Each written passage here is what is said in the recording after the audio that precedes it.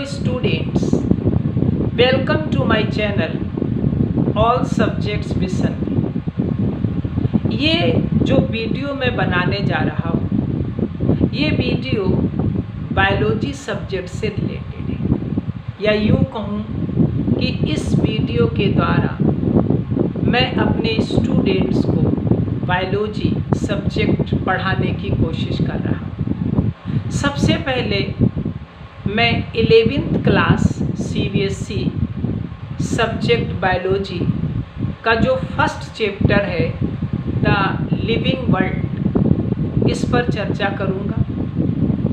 As students know very well that this is very lengthy chapter. ये थोड़ा सा lengthy chapter है, लंबा है, तो एक वीडियो में इसे कवर नहीं किया जा सकता। इसीलिए इस चैप्टर को कवर करने के लिए मुझे इस चैप्टर के कई पार्ट्स बनाने पड़ेंगे। तो ये द लिविंग वर्ल्ड का पहला पार्ट है।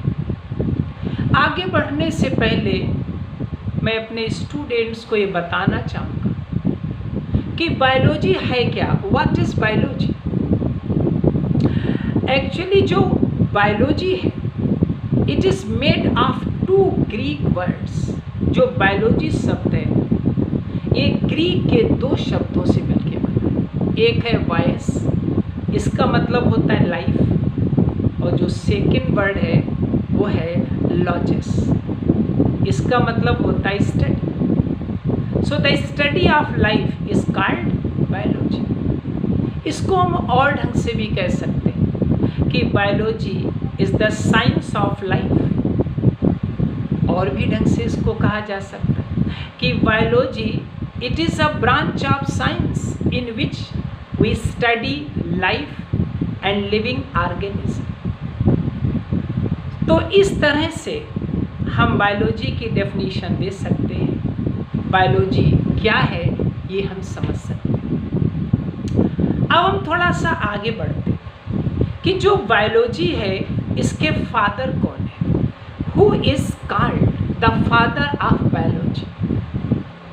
तो काफ़ी स्टूडेंट्स जानते भी हैं, फिर भी मैं इसमें बताने की कोशिश करूँगा कि जो बायोलॉजी सब्जेक्ट है इसके फादर अरिस्टोटल को कहा जाता है। Aristotle he was a great philosopher. Aristotle एक बहुत बड़े फिलोसोफर थे, and he has given his contribution not only in biology but in also other branches of learning। इनका योगदान केवल बायोलॉजी में ही नहीं है बल्कि अदर सब्जेक्ट्स भी हैं, उनमें भी अरिस्टोटल का बहुत अच्छा योगदान है।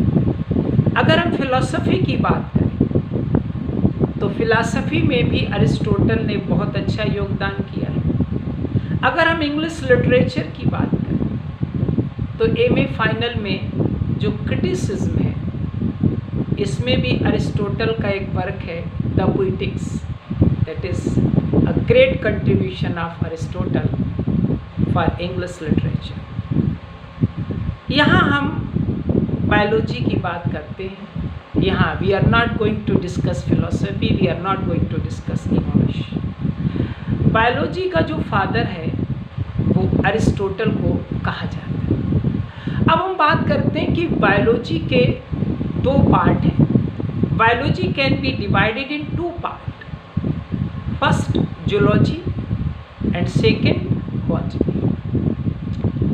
फिर अगर हम अरिस्टोटल की बात कहें तो अरिस्टोटल को बायोलॉजी का फादर कहा जाता है, लेकिन मुख्य रूप से particularly he is considered the father of zoology.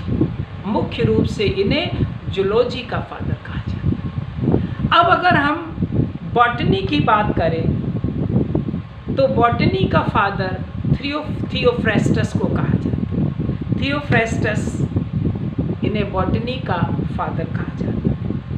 तो ये था, this was a brief introduction related to biology. अब हम थोड़ा आगे चलते हैं और फर्स्ट चैप्टर 11th क्लास का बायोलॉजी का डिस्कस करते हैं। and the name of the chapter is the living world. living world में जो इसका पहला यूनिट है diversity in the living world, इस पर थोड़ा सा डिस्कस करते हैं। पहले आपको first you have to understand what is living world. Living world doesn't include only human beings, it includes all the animals and micro organism. जो लिविंग वर्ल्ड है ये केवल मनुष्यों को ही अपने में इंक्लूड नहीं करता, इसमें सारे एनिमल्स, सारे माइक्रो ऑर्गेनिज्म, ये सारी चीज़ें इसमें इंक्लूड हैं। इन सबको हम पढ़ते हैं। हम जानते हैं कि अलग अलग जगह पे अलग अलग जीव जंतु रहते हैं और उनमें डाइवर्सिटी है, विविधता है। There is so much diversity among the animals, human beings, insects, microorganisms, that you can see this diversity easily. आप इस विविधता को बहुत अच्छे ढंग से देख सकते हैं।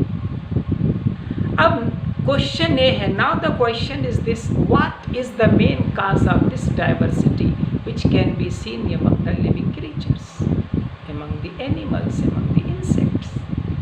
ये जो लिविंग क्रीचर्स हैं, जो इंसेक्ट्स हैं, एनिमल्स हैं, इनके बीच ये विविधता क्यों आती है? इसके कई कारण हैं। ये इनके रहने के स्थान की वजह से हो सकती है। वातावरण का इनके ऊपर क्या प्रभाव पड़ता है? What is the effect of environment over these animals? This also creates diversity.